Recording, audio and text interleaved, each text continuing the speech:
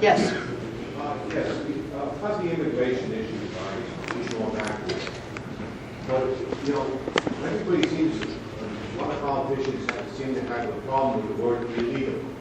Well, I I don't. break the law. It's illegal. It's illegal, I go to jail. Another nationality, whether it be from Canada, Mexico, crosses our border, becomes illegal. All right? They should be at least locked up temporarily and sent back, which Mexico does. On their southern border, they have immigration problems coming up from Colombia. On their southern border, when they come into Mexico illegally, some of them even get shot. So what happens on their northern border is fine with Mexico. What happens on their southern border, they shoot the people coming in. Now, I don't know if anybody knows this for, you know, it's a true fact. All right, that's a true fact. If they shoot or at least detain in a Mexican jail, which is nothing. Anybody caught coming over our border, send them straight back. Straight back.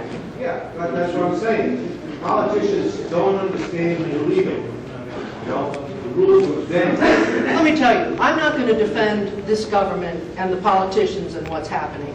When I watched our 2 DEA agents down on that border go to jail with the criminals, with the very criminals that they had caught, and how many times did they have to get beat up in jail?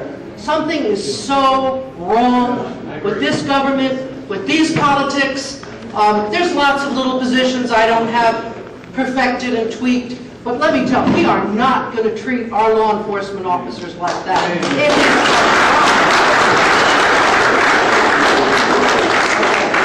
Yes.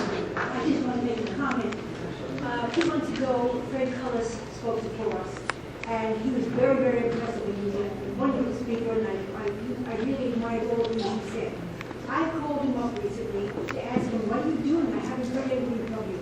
And he said, I dropped out because I found a better person to represent. He said, Michelle Rose is the person that you want in the Congress. So, Appreciate that. I said yes to the man in back, I'm sorry. Yes. First, I'd like to say thank you for coming and spending some time with us. I'd like to also take a look at these faces. These people have a burning desire down in their gut. They have people who want to represent them. We have a small war going on. We don't get represented over there across the ditch. Are we talking Dover politics now? We're talking U.S. We're talking United States politics. Okay. That's how you will be representing us. Yes, if you yes. Get elected for the office.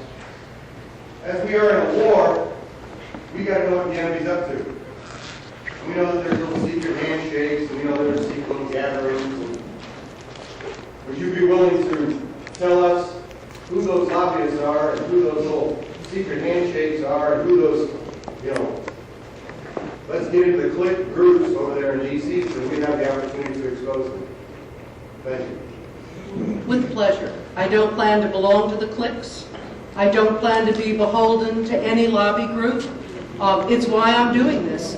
I can go in with no obligation to anybody but to the people that send me to the Congress. And that's who I plan to represent. And the day you don't like what I'm doing, please send me home. I have a great business, a wonderful life, 15 grandchildren. Actually, after Glenn was bragging so much, I went home and counted mine to see how many I had. And I have 15 grandchildren and 4 great-grandchildren. And so I'm not going to tell you I don't need to do this. I need to do this. I have a burning desire in my gut that says, do something now or it'll be too late. And this is the election to do it. And so I'd like your support. I'd like to represent you. She's the boss. She told me 2 more. It's up to her. But 1 more, pick her because I pick him or her because well, he had his hand up before all of you. Go ahead. I have a simple question. How much money do you think it will take for you to fund your election campaign? Let me tell you. Where are you going to get that? I am going to get that. Can I I'm sorry. I have some experience in Pennsylvania in which the judges there ran into the hundreds of thousands in Dauphin County alone to fund their campaign. I'm very curious about what it would cost to fund a campaign to Congress, where you would get that kind of money. I absolutely have only my gut feeling for what this is going to be and from what people have told me. I've heard estimates of about $2 million. I plan to raise it, big money, small money. I want to raise that money from an American public, from a Delaware public that says, we want you, and we're going to give our $5, our $25, or our allowed $4,800. And I don't know more than that. This is new ground for me. This is my first campaign. This is my first election. What I do know about is what's happening in Washington. So when I get there, I know what to do. You're going to have to help me through these steps while I get on this campaign. But I have been told 2 is what it will take. Are we done?